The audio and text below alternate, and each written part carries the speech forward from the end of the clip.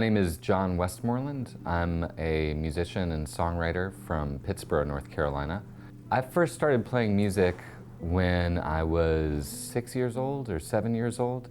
My parents got me a little miniature-sized violin, a Suzuki violin, and I started sawed around on that a little bit, and ended up playing saxophone in middle school and got an electric guitar when I was 12. And after I got the guitar, that pretty much sealed the deal for me.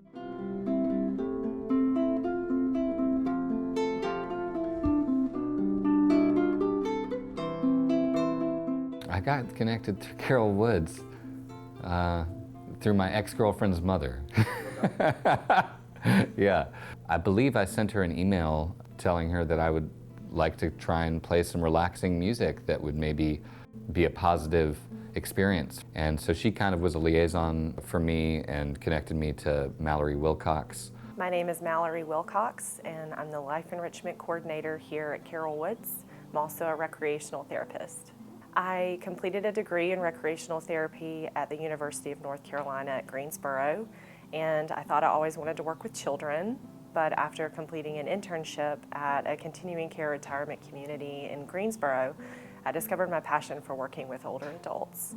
So I found the job here as the Life Enrichment Coordinator at Carol Woods, and I've been here for 9 years. They invited me to come and kind of give them a demonstration of the music that I do, and it went very well. And ever since then, I've been coming here regularly to play music for the residents. That's been about 4 years now.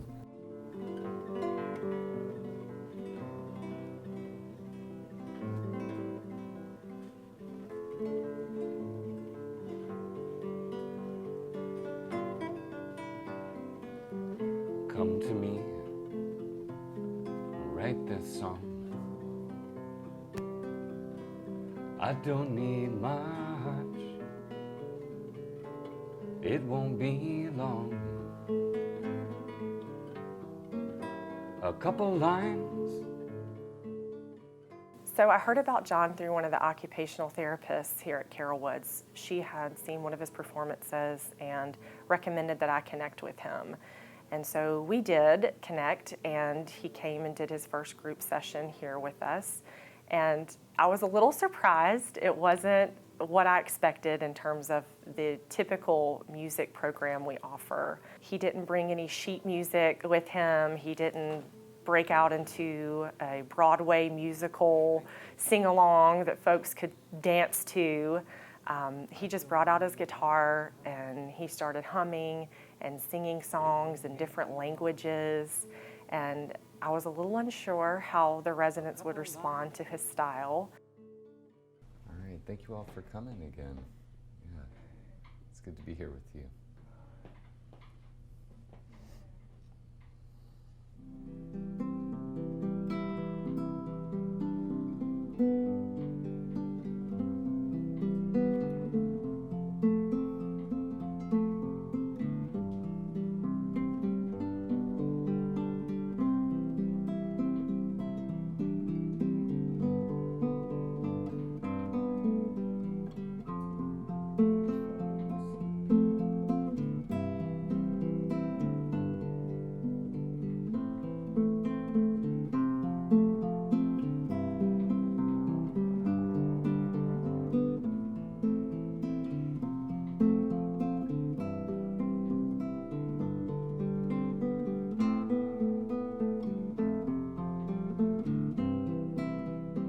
The pieces he plays are just so meditative and therapeutic, and just invokes this sense of calm for everyone.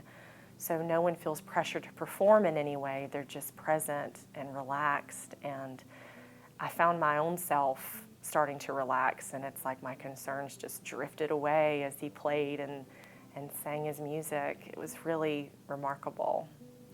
There were residents that, again, were living with dementia, those that were not, those that had anxiety or struggling with pain management, those that felt uncomfortable in group settings. People's eyes were closed and they were just so present in the moment. Jackie and I have been married now for going on 56 years. She was born in Eu, where she was because both her parents were able to have teaching positions at the local college. Her father had been a lieutenant in the First World War and been a prisoner of war and came back, and he deliberately had a lot of children because France lost so many men during the First World War. The irony is that he had 6 girls. We were married in Paris at the City Hall of the 18th arrondissement, who told Jackie that she must be an obedient wife, and she vowed never to do such a thing. And I think she succeeded pretty well, actually. As often happens, I think, with dementia, her short-term memory is terrible. And by short-term, I mean the last 10, 15 years. But she has a lot of memories of growing up. So the brain is just like any other organ in the human body. It ages with time. And as a person enters their older adulthood years, it doesn't function in quite the same way as it did in their youth. Persons living with dementia are experiencing a shift in their reality. And depending on what type of dementia they have, it can sometimes affect the experience that they're having. Because of dementia, frequently 10 or 15 minutes after she's said something about that, she'll say the same thing or ask the same question. This is home. Want some coffee? But her mind seems mainly fixated on that period of her life. What came later, there are sort of patches of memory. For example, we had when our second child was born, I put an ad in the local newspaper to see if we could get somebody, a housekeeper. Only one person answered the ad, Alice Mattoon, and I thought, oh my God, this will never work out. She had orange-red dyed hair, huge earrings, and she came in an enormous car with one of her grandchildren. And I thought, okay, well, she's the only one. I mean, she stayed with us for 15 years, and she became our kids' substitute grandmother. She was just a wonderful person. And so she remembers Alice a lot. Some of the memories she has of Alice are displaced from other people or displaced in time, but she talks a lot about Alice. Coming and working with these wonderful elders here at Carroll Woods, I like the fact that you don't have to consciously know what's going on. You know, in fact, the whole experience to me is kind of, you don't really consciously understand what's going on. And I've had conversations with people where they're conversing with me and I'm realizing that I have absolutely no idea what they're talking about, you know? But that we're still having a conversation and I'm connecting with them and something's happening. Okay, show off. Show off. Meow. Yeah, meow. Meow.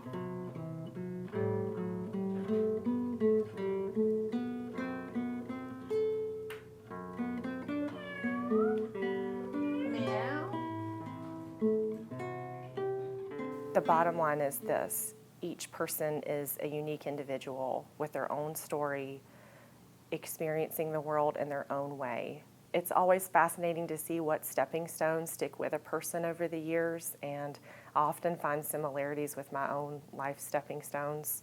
Maybe I shouldn't mention this, but one of the memories that she's been coming back to very frequently lately for the last weeks or so, our daughter, who is a year and a half older than our son, the younger son, came and asked Alice why Harry had a little hanger and she didn't.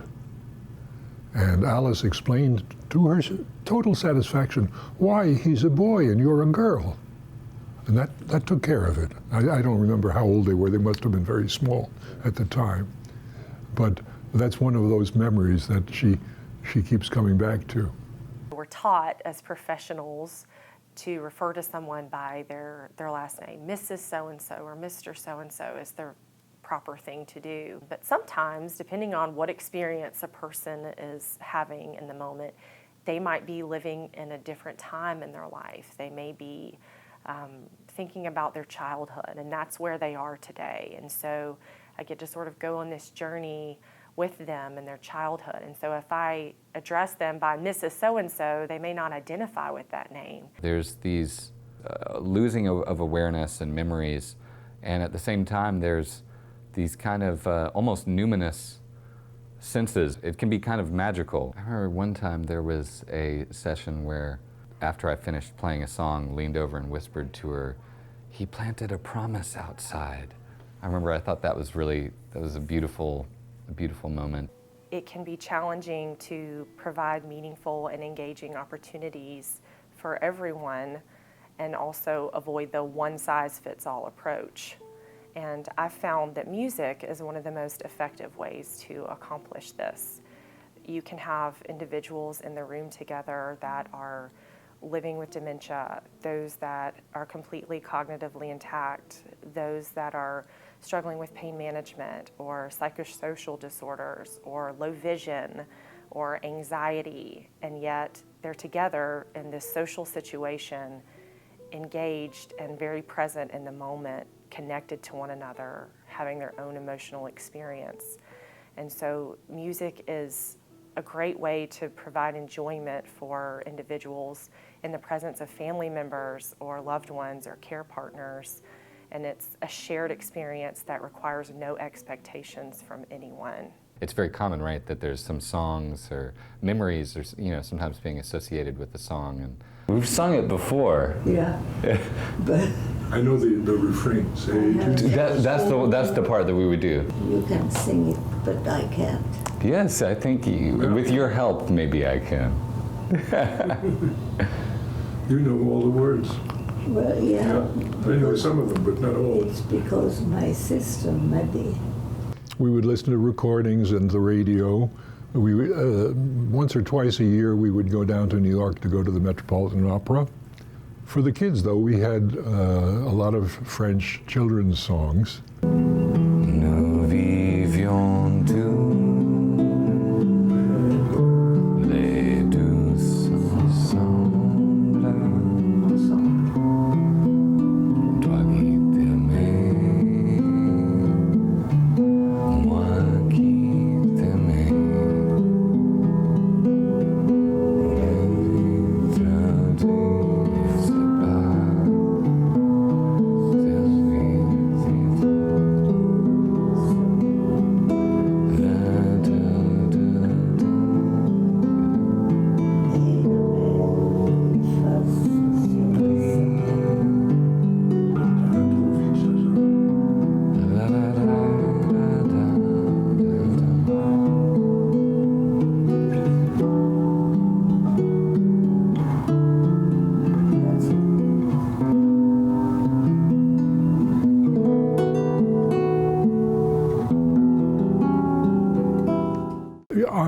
I'm not a believer, and Jackie isn't either.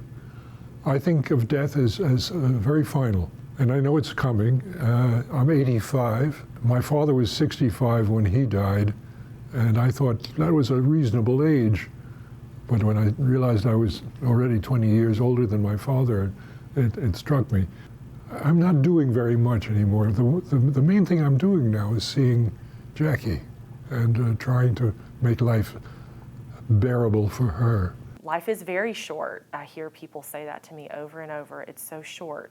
I heard one lady tell me once, and she was reaching the end of her life, and she shared, it's kind of like being on a carousel. You know, everybody gets their turn to go around, and I've had my turn. I've had a long, wonderful life, and it's been full of all kinds of experiences that have shaped who I've become today, and it's my turn to step off, and then you're still on your carousel ride. And so make the most of it. Take in every picture you can and and smile as much as you can and love as hard as you can.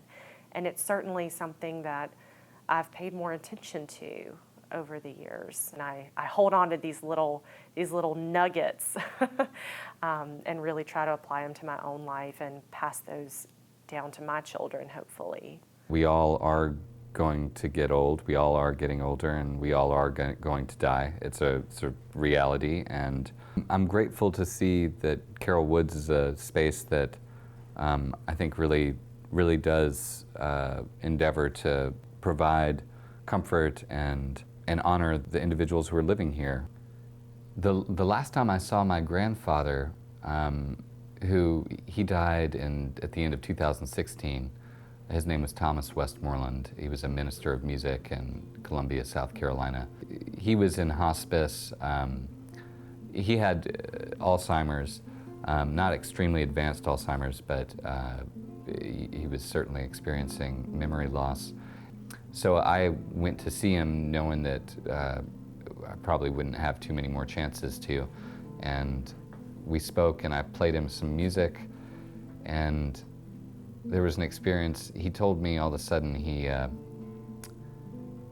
burst out into tears very suddenly, and he told me that he had, the night before, that he had dreamed about his brother, his identical twin brother, named James, who fell out of a tree when they were 9 years old. They were climbing trees together. Their mother had told them not to do it, and they went and did it anyways. And so James fell out of this China berry tree and died 3 days later. And that was a story that I'd heard from my grandfather since I was young. And so I was very familiar with the story, but it was really, that was the most emotional I'd ever seen him get, talking about his brother. And it was, to me, it was very powerful having him say that he had this dream. He said, I dreamed about my brother last night, and that's never happened before, and I want to see my brother. He died a couple, maybe a week and a half after that. It's funny, I know very little about my own background. I know much more about Jackie's than my own.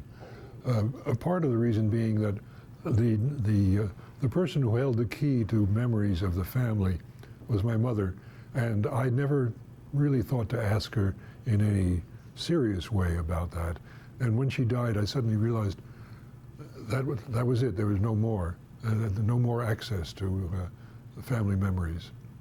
I suppose that's one of the reasons why I'm so attached to Jackie's. The superficial things that keep us disconnected from each other. I think that music seems to really be able to cut through that in ways that conversation doesn't necessarily do. But yeah, I don't think it's an intellectual. It's not something to really be figured out. I don't think it would be figured out, and I don't think it would be appropriate to think that one could figure it out either. I think that might be something that's kind of would be a little bit of human hubris or something, to think you can decide where music comes from and what it is. I certainly don't. Yep.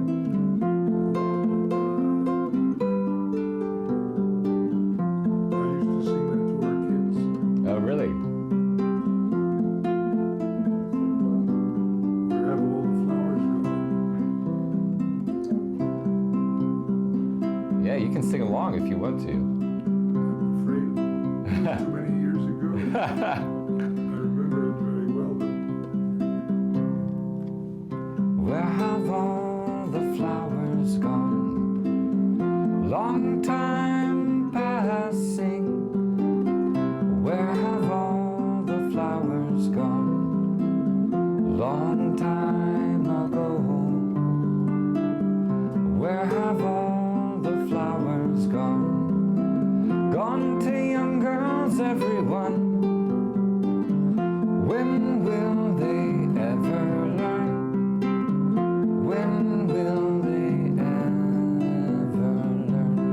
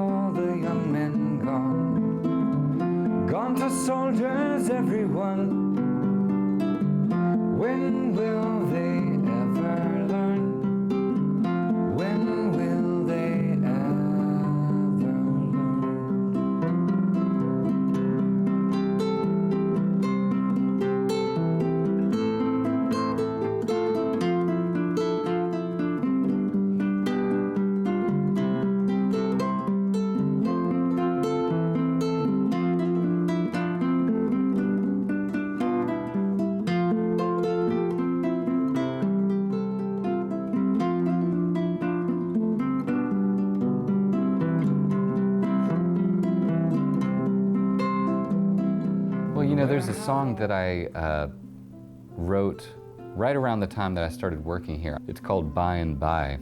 And By and By has a lyric in there that says, dance me to the sound of falling memories. Something about these memories falling, and then like the rain washes away these names. Actually, I don't even really like to try and talk about figuring the songs out too much, but yeah, in some way, that feels connected to me. I do think it's the work here connects to the songwriting that I do, and yeah, my attempts at expressing something true.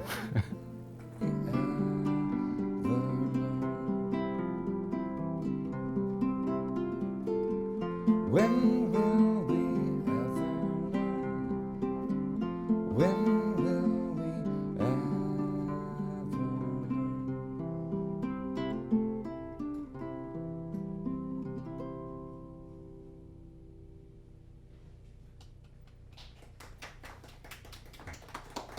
Thank you.